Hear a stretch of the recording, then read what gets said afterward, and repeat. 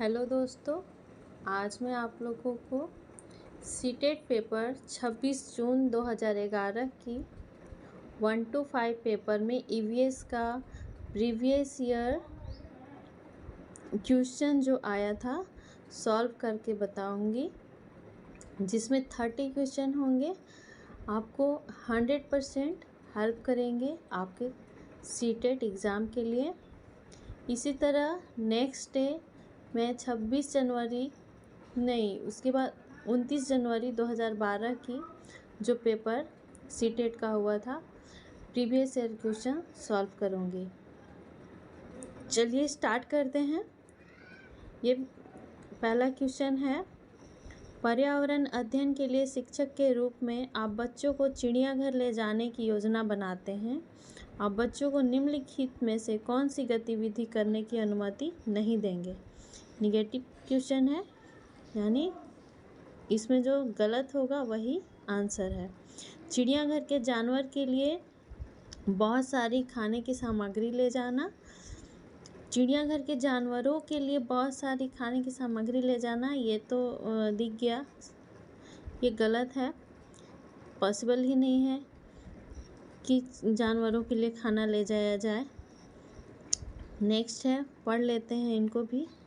पहला आंसर ही मेरा सही है, बट ये तीनों ऑप्शन को भी पढ़ लेते हैं।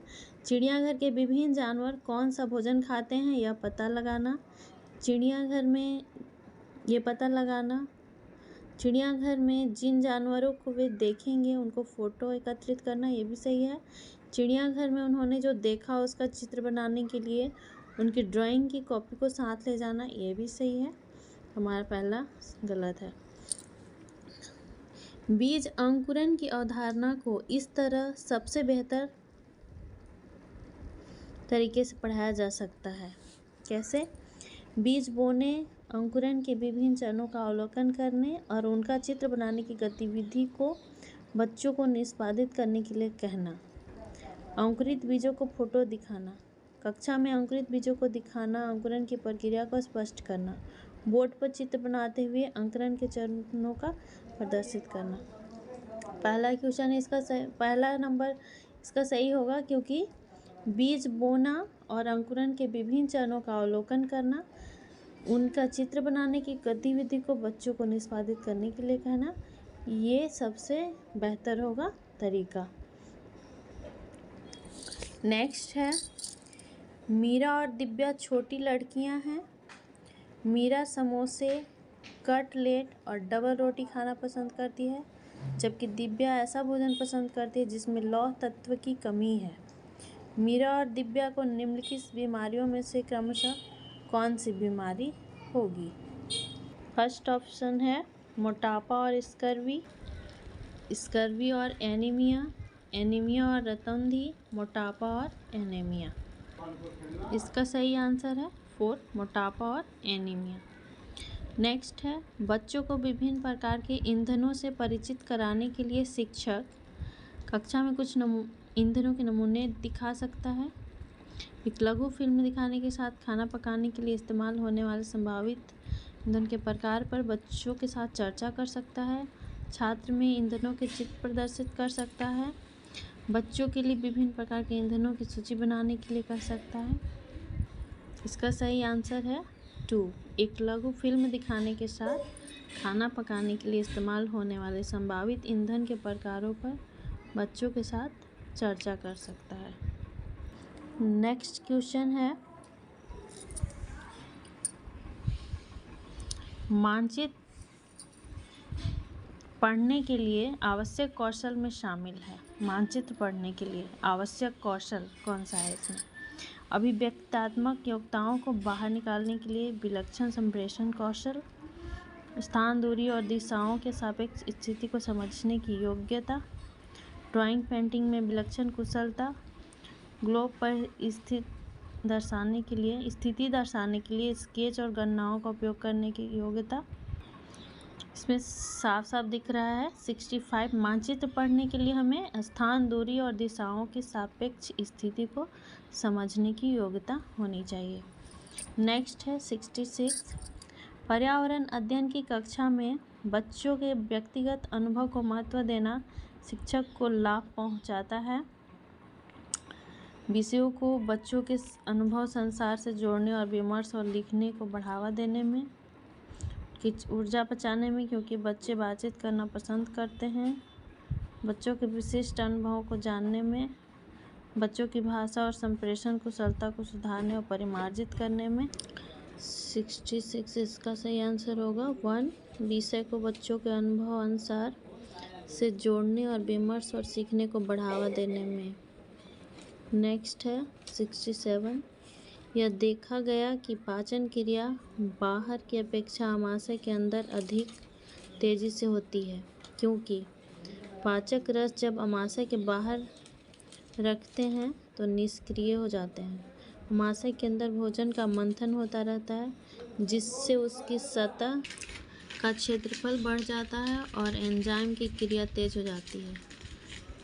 तीसरा ऑप्शन है पाचक रस आमाशय के अंदर अम्लीय होते हैं, जबकि बाहर वे क्षारीय होते हैं।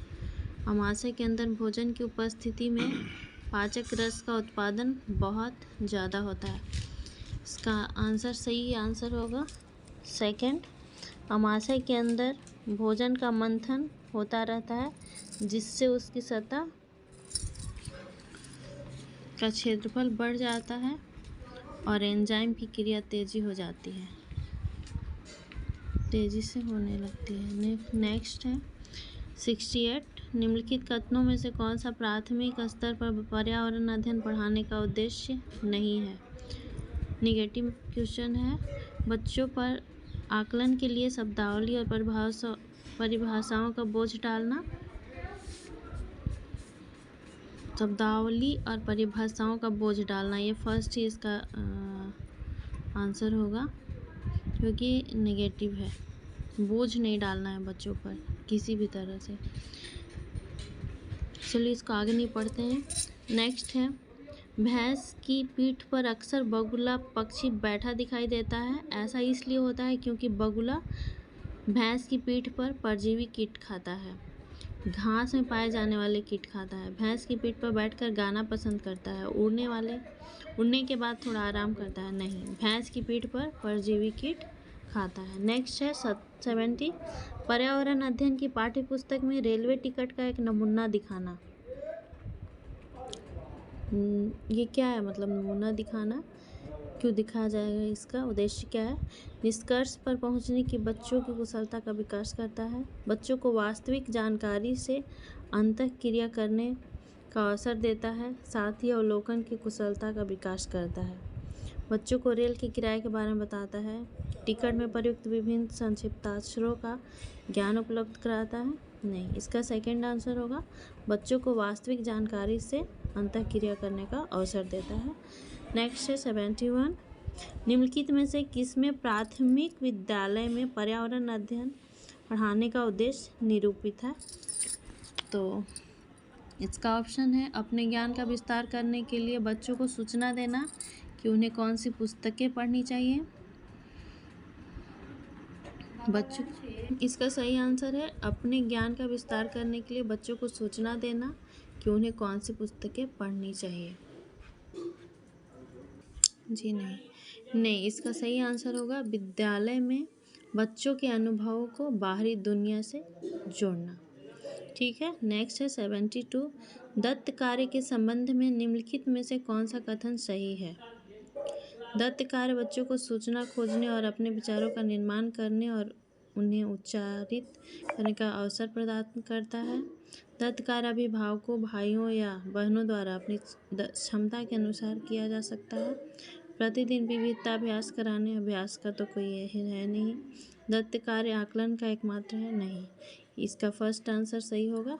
नेक्स्ट है 73, पर्यावरण अध्ययन की कक्षा में सरल प्रयोग और निदर्शन किए जा सकते हैं। बच्चों द्वारा पूछे गए प्रश्नों पर आधारित विचारों पर चर्चा करने, अवलोकनों को दर्ज करने, विश्लेषण करने के लिए। कक्षा में अनुशासन को सुनिश्चित करने हेतु नहीं, बच्चों को स्वयं सीखने के योग्य बनाने और अवलोकन कौशलों को पैना करने के लिए। इसका सही आंसर है। नेक्स्ट है दुर्गा एक गांव में रहती है और लकड़ी या गोबर के उपले का ईंधन इस्तेमाल करते हुए चूल्हे पर खाना पकाती है। पिछले 3 महीनों से उसे तेज खांसी आ रही है, इसका कारण क्या हो सकता है?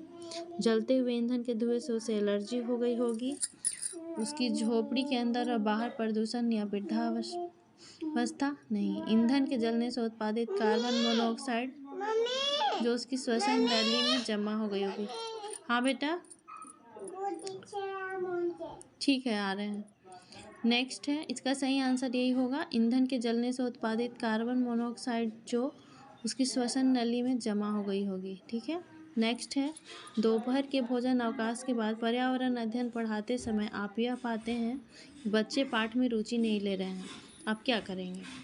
बच्चों को मैदान में खेलने के लिए ले जाएंगे, बच्चों को कहेंगे कि पाठ को रोचक बनाने के लिए बहुआयामी वृद्धि पर आधारित दृश्य सब सामग्रियों का प्रयोग करेंगे, ये इसका सही आंसर होगा। ओके दोस्तों, थैंक यू। आज के लिए इतना ही।